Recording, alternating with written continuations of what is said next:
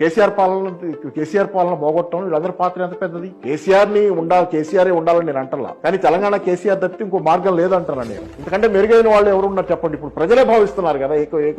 మీరు మైక్ తీసుకుని ఎక్కడైనా పెట్టండి సార్, కేసీఆరే బాగుందని ఉమ్మడిగా చెబుతున్నారు. ఉమ్మడిగా జనాలు 10 ఏళ్లలో తెలంగాణలో ఎన్ని మార్పులు జరిగినాయి డేటా చెబుతుంది కదా. కేంద్రం ఇచ్చే డేటా. కేసీఆర్ సృష్టించలేదు కదా, బాక్స్ లోంచి తీయలేదు కదా KCR data.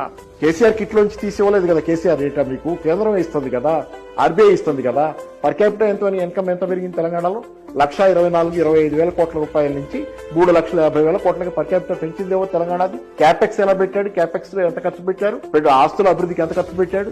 Machine Bhagiratha, mission Kakatiya, mission భగీరథని కేంద్రం తీసుకెళ్లి అక్కడ అమలు చేస్తుందిగా. హర్ఘర్ జల్ పేరుతో రైతు బంధుని తీసుకెళ్లి పీఎం కిసాన్ వాళ్లే పెట్టుకున్నారుగా. ఎవరి అండి ఇవన్నీ?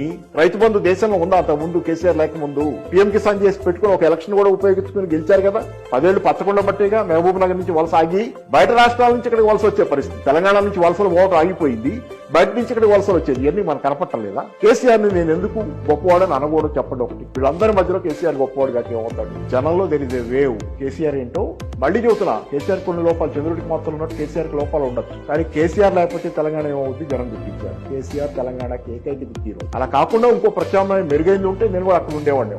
ఏమీ లేదు. కేసీఆర్ లేకపోతే వీళ్ళు తెలంగాణతో చెలగటం ఆడతారు. ఎవరు? అందరూ.